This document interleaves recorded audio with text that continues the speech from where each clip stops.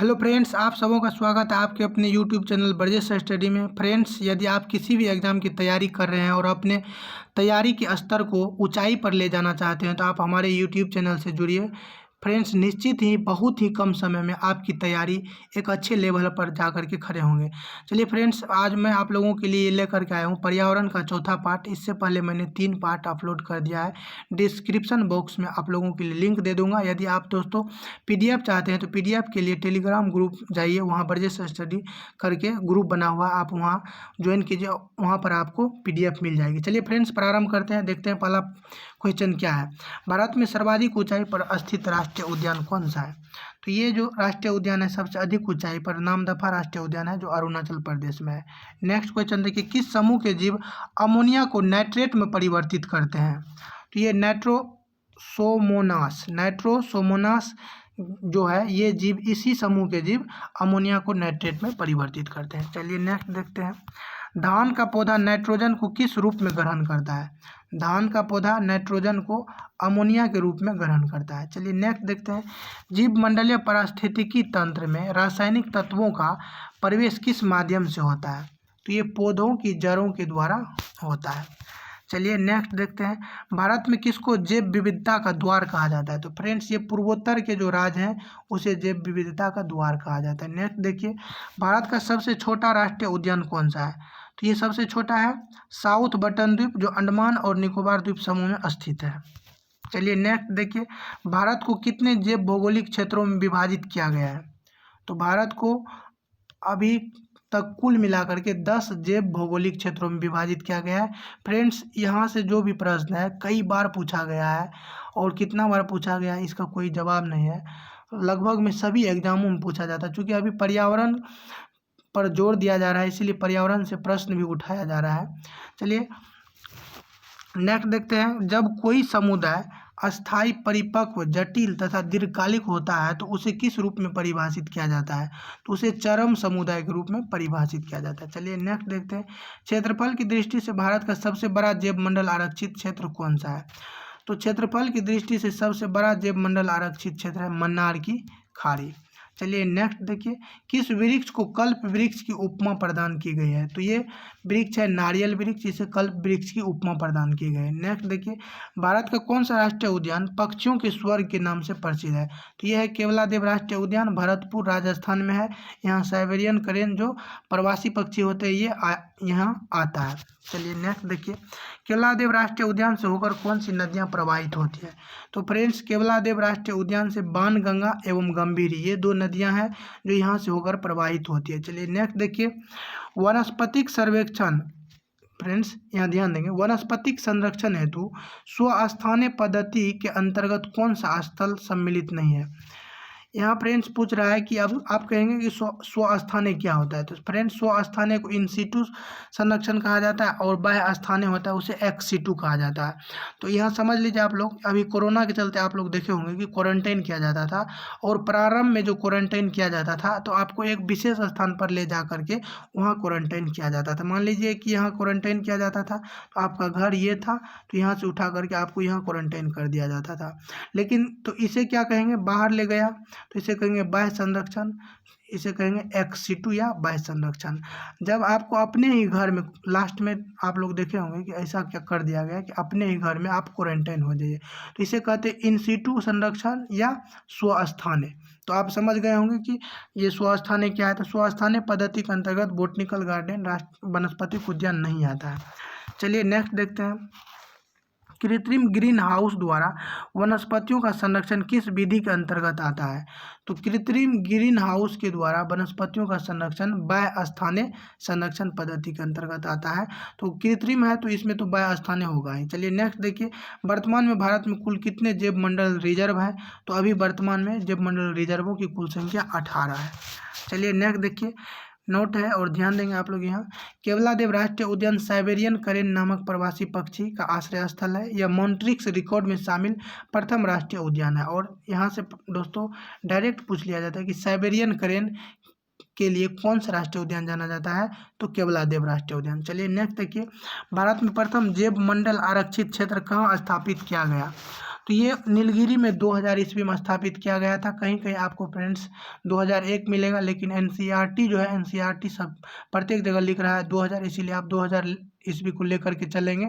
यदि फ्रेंड्स मान लीजिए कि आपको कहीं ऑप्शन में 2000 नहीं दिखे, 2001 है, तो आप वहाँ मार सकते हैं, नहीं तो आप वहाँ कुछ नहीं मारिएगा। कहिए कि एनसीईआरटी में तो आप बोले थे कि 2000 है, तो 2000 मारना था, तो 2000 था नहीं, इसीलिए आप लोग जान लीजिए कि 2001 भी बहुत सारा बुक लिखता है, लेकिन एनसीईआरटी 2000 थी, इसीलिए आप 2000 याद रखेंगे। चलिए नेक्स्ट देखिए, कार्टाजोना प्रोटोकॉल किससे संबंधित है? तो ये कार्टाजोना प्रोटोकॉल जो है ये जैव सुरक्षा समझौते से संबंधित है। फ्रेंड्स, एक मेरे भाई साहब ने कमेंट्स कर के लिखा था कि जो भी अभी तक पर्यावरण से संबंधित प्रोटोकॉल हुई है, जो भी सम्मेलन हुई, उस पर एक वीडियो बनाए। तो भाई साहब, मैं आप लोगों के लिए वो भी वीडियो बना दूंगा। बस आप लोग 4-5 रोज इंतजार कीजिए, मैं आप लोगों के लिए सभी A to Z बना दूंगा, कोई भी टॉपिक नहीं छोड़ूंगा। चलिए नेक्स्ट देखिए, किस प्रकार की जैव विविधता का उपयोग प्रजनन कार्यों में किया जाता है? तो प्रजनन कार्यों में जो जैव विविधता उपयोग किया जाता है वो है आनुवांशिक विविधता। चलिए नेक्स्ट देखिए, भारत को सर्वप्रथम किसने जैव भौगोलिक क्षेत्रों तथा जैव भौगोलिक प्रदेशों में विभाजित किया? तो सबसे पहले रोजर एवं पनवार के द्वारा विभाजित किया गया था, जैव भौगोलिक क्षेत्र एवं जैव भौगोलिक प्रदेश के रूप में। तो रोजर और पनवार। चलिए नेक्स्ट देखिए, अरीबादा क्या है? फ्रेंड्स ध्यान देंगे कि अरीबादा क्या है कि कछुओं की कुछ प्रजातियों की व्यापक घोंसला प्रक्रिया। तो कछुओं में बहुत सारा प्रजाति है, तो उसी में से कुछ प्रजातियों के द्वारा जो घोंसला की एक प्रक्रिया है, उसे क्या कहते हैं? अरीबादा कहते हैं। चलिए नेक्स्ट देखिए क्या है। नेक्स्ट है फ्रेंड्स, पर्यावरण संरक्षण हेतु 1961 में स्थापित वर्ल्ड वाइड फंड WWF का मुख्यालय कहाँ है? तो फ्रेंड्स यहाँ ओस्लो लिखा हुआ है, जो ये गलत है फ्रेंड्स। तो इसका सही जवाब हो जाएगा स्विट्जरलैंड में फ्रेंड्स है। यहाँ टाइपिंग मिस हुआ है फ्रेंड्स, आप इसीलिए निश्चिंत रहें कि 1961 में WWF की स्थापना की गई थी और इसका प्रतीक है पांडा और मुख्यालय कहाँ है? स्विट्जरलैंड। चलिए नेक्स्ट देखते हैं, यहाँ ओस्लो नहीं याद रखेंगे आप लोग। नेक्स्ट है, किस राज्य में सर्वाधिक संख्या में राष्ट्रीय पार्क है? तो सबसे अधिक संख्या में राष्ट्रीय पार्क है मध्य प्रदेश। चलिए नेक्स्ट देखते हैं, जैव सुरक्षा का कार्टाजोना प्रोटोकॉल किस केंद्रीय मंत्रालय द्वारा क्रियान्वित किया जाता है? तो ये कार्टाजोना प्रोटोकॉल जो जैव सुरक्षा से संबंधित है, ये पर्यावरण एवं वन मंत्रालय के द्वारा क्रियान्वित किया जाता है। चलिए नेक्स्ट देखते हैं, भारत का प्रथम national centre for marine biodiversity किस शहर में स्थित है? तो सबसे पहला जो है भारत का सेंटर फॉर मरीन बायोडाइवर्सिटी, ये जामनगर गुजरात में स्थित है। चलिए नेक्स्ट देखिए, उड़ने वाली छिपकली जिसे ड्रेको कहा जाता है। फ्रेंड्स यहाँ से आपको डायरेक्ट पूछा जाता है कि उड़न छिपकली किसे कहते हैं? तो ड्रेको को कहा जाता है। यह भारत में कहाँ पाई जाती है? तो फ्रेंड्स ये भारत में पश्चिमी घाट में पाया जाता है, जो जैव विविधता का हॉटस्पॉट क्षेत्र है, और भारत में कुल मिलाकर के 4 हॉटस्पॉट क्षेत्र है। आप लोगों के लिए मैंने जो तीसरा पार्ट बनाया उसी में इसका चर्चा किया हुआ है। आप लोग यदि नहीं देखे हैं तो आप चैनल की प्लेलिस्ट में जाइए, या फिर मैं डिस्क्रिप्शन बॉक्स में आपको लिंक दे दूंगा, आप वहां से देख लीजिए, या प्लेलिस्ट में जाइए, वहां से देखिए, आपको पीछे का जो भी पार्ट है। और एनसीईआरटी का जो पॉलिटिकल चल रहा है, तो आप वहाँ भी जाइए, आपका पॉलिटिकल का भी एक प्रश्नों को वहाँ एनसीईआरटी से लेकर के आप लोगों को दिया गया है, आप लोग वहाँ जा कर के अपनी तैयारी को अच्छा कर सकते हैं। चलिए नेक्स्ट देखिए, क्षेत्रफल की दृष्टि से भारत का सबसे बड़ा टाइगर रिजर्व कौन सा है? तो फ्रेंड्स क्षेत्रफल की दृष्टि से जो सबसे बड़ा टाइगर रिजर्व है, ये है नागा अर्जुन, जो आंध्र प्रदेश में है। यहाँ चलिए नोट देखिए, जिम कॉर्बेट उत्तराखंड में है, 1936 में स्थापित हुआ। भारत का प्रथम राष्ट्रीय उद्यान व प्रोजेक्ट टाइगर के अंतर्गत अधिसूचित प्रथम टाइगर रिजर्व है। और पहले इसका नाम क्या था? हेली राष्ट्रीय उद्यान, अभी क्या है? जिम कॉर्बेट राष्ट्रीय उद्यान, और 1936 में स्थापित हुआ। उत्तराखंड में है, भारत का प्रथम राष्ट्रीय उद्यान है जो प्रोजेक्ट टाइगर में शामिल हुआ। प्रोजेक्ट टाइगर 1973 में प्रारंभ किया गया था, और इसे हेली राष्ट्रीय उद्यान के नाम से भी जाना जाता है।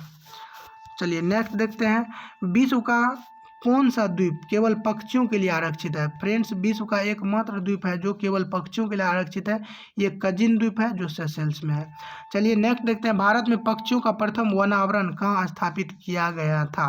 तो पक्षियों का सबसे पहला जो वनावरण था ये वेदांतगल तमिलनाडु में स्थापित किया गया था। चलिए नेक्स्ट देखिए, भारत का प्रसिद्ध नीलगिरी जीवमंडल आरक्षित क्षेत्र कितने राज्यों में विस्तृत है? तो फ्रेंड्स, ये नीलगिरी जीवमंडल आरक्षित क्षेत्र कुल मिलाकर के 3 राज्यों में कर्नाटक, तमिलनाडु व केरल में विस्तृत है। चलिए नेक्स्ट देखिए, कान्हा राष्ट्रीय उद्यान किस जंतु के संरक्षण के लिए प्रसिद्ध है? तो ये कान्हा राष्ट्रीय उद्यान जो है ये किस लिए प्रसिद्ध है? तो ये बारहसिंगा के लिए, बारहसिंगा नामक एक जंतु है जिसके संरक्षण के लिए कान्हा राष्ट्रीय उद्यान प्रसिद्ध है। चलिए नेक्स्ट देखिए, भारत का प्रसिद्ध फूलों की घाटी वाला राष्ट्रीय उद्यान क्षेत्र किन पर्वतारोहियों ने खोजा था? फ्रेंड्स, यहाँ ध्यान देंगे कि फूलों की घाटी आप लोग जानते होंगे कि उत्तराखंड में है, चमेली में, चमोली एक वहाँ है स्थान वहाँ पर। तो ये जो फूलों की घाटी वाला राष्ट्रीय उद्यान क्षेत्र है ये किसके द्वारा खोजा गया था? तो फ्रैंक स्माइथ और होल्सवर्थ, ये पर्वतारोही थे, फ्रैंक स्माइथ और होल्सवर्थ के द्वारा खोजा गया। नेक्स्ट देखिए, बहुत ही इम्पोर्टेंट है, किसे गंगा के टाइगर की उपमा प्रदान की गई है? यहाँ ध्यान देंगे फ्रेंड्स, गंगा के टाइगर यानी गंगा नदी जो है उस नदी की टाइगर, तो ये डॉल्फिन को कहा गया है। चलिए नेक्स्ट देखिए, यूनेस्को ने कब अंतर सरकारी वैज्ञानिक कार्यक्रम के रूप में मानव एवं जैव मंडल कार्यक्रम प्रारंभ किया था? तो ये 1971 में यूनेस्को के द्वारा अंतर सरकारी वैज्ञानिक कार्यक्रम के रूप में मानव एवं जैव मंडल कार्यक्रम प्रारंभ किया गया था 1971 में। नेक्स्ट है, प्रोजेक्ट टाइगर कब प्रारंभ किया गया था? तो ये 1973 में प्रारंभ किया गया था। टाइगर मैन ऑफ इंडिया, मैं आपको बता दूं कि टाइगर मैन ऑफ इंडिया के नाम से कैलाश सांखला को जाना जाता है। चलिए नेक्स्ट देखिए, प्रोजेक्ट एलिफेंट कब प्रारंभ किया गया था? Tiger 1973, elephant 1992। तो आप लोग याद रखेंगे कि एलिफेंट क्या होता है? बड़ा होता है, तो बहुत से बड़ा, बहुत से 92। चलिए नेक्स्ट देखिए, इंडियन राइनो विजन 2020 कब प्रारंभ हुआ? इंडियन राइनो विजन 2020 कब प्रारंभ हुआ? तो ये फ्रेंड्स 2005 में प्रारंभ किया गया था। इंडियन राइनो विजन ये 2005 में प्रारंभ किया गया था, इंडियन राइनो विजन 2020। चलिए फ्रेंड्स, आज यहीं तक रहने देते हैं, फिर मैं आप लोगों के लिए अगला पार्ट लेकर के आऊँगा। और फ्रेंड्स, मैं आप लोगों को बता दूं कि आप लोगों के लिए मैं पर्यावरण का A to Z सभी जो भी इसका सीरीज है, जो भी चैप्टर है वो आप लोगों को लेकर के आऊँगा आप लोगों के लिए। और फ्रेंड्स, मैं आप लोगों के लिए बायोलॉजी का भी 1-2 दिन के अंदर में प्रारंभ करूंगा, और सभी जो भी सब्जेक्ट मैं लेकर के आऊँगा NCERT से ही रहेगा। इसीलिए चूँकि NCERT आपको अच्छा रहेगा कि NCERT से A to Z आपको उठा करके पूछा जाता है, तो इसीलिए आप हमारे साथ बने रहिए फ्रेंड्स। और आप यदि इसका PDF चाहते हैं तो आप टेलीग्राम ग्रुप को ज्वाइन कीजिए, वहाँ पर जैसे स्टडी नाम से टेलीग्राम ग्रुप है। फ्रेंड्स, यदि आप सबों को अच्छा लग रहा है, आप सब इस वीडियो के माध्यम से प्रश्न को सीख पा रहे हैं, जान पा रहे हैं नए नए प्रश्नों को, तो आप फ्रेंड्स हमारे चैनल को सब्सक्राइब कर लीजिए। ताकि इससे होगा क्या फ्रेंड्स, यदि आप सब्सक्राइब कर लीजिएगा तो आपको जो भी वीडियो मैं डालूंगा आपको उसका नोटिफिकेशन मिलेगा, और आप सब्सक्राइब करने के बाद बेल आइकन में ऑल को दबाइएगा, तभी आपको जा कर के नोटिफिकेशन मिलेगा। चलिए फ्रेंड्स, आप सबों का धन्यवाद।